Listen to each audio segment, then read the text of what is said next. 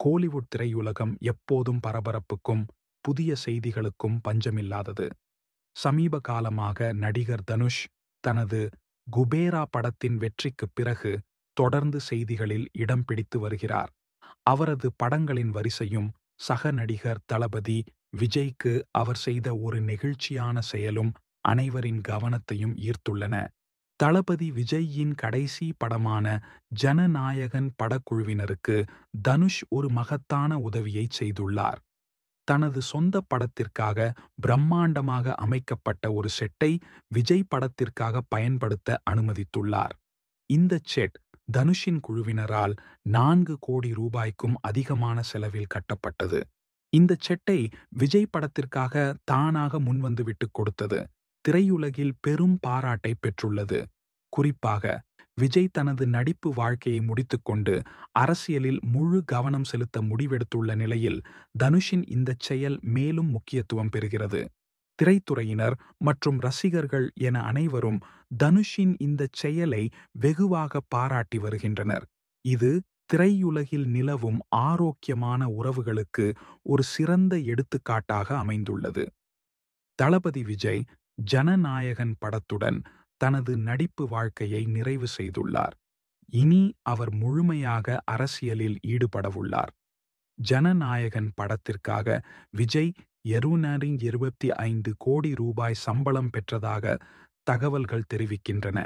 இது இந்திய நடிகர்களில் ஒருவர் பெற்ற அதிகபட்ச சம்பளங்களில் ஒன்றாகும்.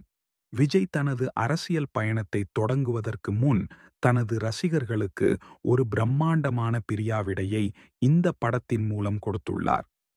குபேரா படத்தின் வெற்றிக்குப் பிறகு தனுஷ் தனது அடுத்தடுத்த படங்களில் தீவிரமாக ஈடுபட்டுள்ளார்.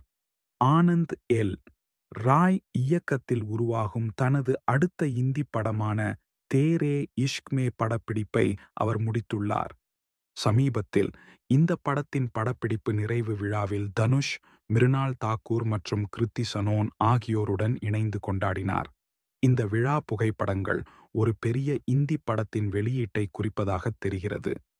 குபேரா படத்தின் வெளியீட்டு விழாவில் தனுஷ் தன்னை சுற்றியுள்ள வதந்திகள் மற்றும் அவதூறு பிரச்சாரங்கள் குறித்து பேசினார். நீங்கள் என் மீது எத்தனை வதந்திகளை வேண்டுமானாலும் பரப்பலாம், எத்தனை எதிர்மறை செய்திகளை வேண்டுமானாலும் பரப்பலாம் என்று அவர் தைரியமாக அறிவித்தார். ஆனால் என் ரசிகர்கள் என் உறுதியான ஆதரவாளர்கள் என்பதால் உங்களால் எதுவும் செய்ய முடியாது என்று அவர் மேலும் கூறினார். அவரது வெளிப்படையான கருத்துக்களுக்கு ரசிகர்கள் மத்தியில் பெரும் வரவேற்பு கிடைத்தது.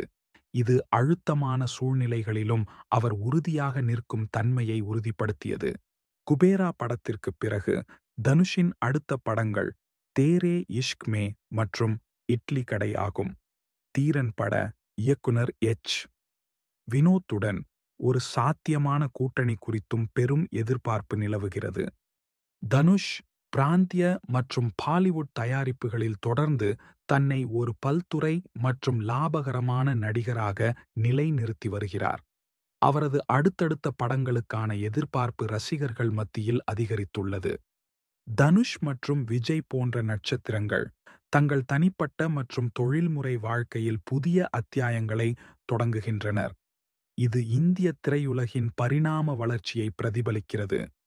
தனுஷின் பெருந்தன்மை, விஜய்யின் அரசியல் பிரவேசம் மற்றும் இருவரின் அடுத்தடுத்த திட்டங்கள் ஆகியவை கோலிவுட் ரசிகர்களுக்கு உற்சாகமான எதிர்காலத்தை உறுதிப்படுத்துகின்றன. இந்த நட்சத்திரங்களின் பயணம் இந்திய திரையுலகின் பெருமையை மேலும் உயர்த்தும் என்பதில் சந்தேகமில்லை.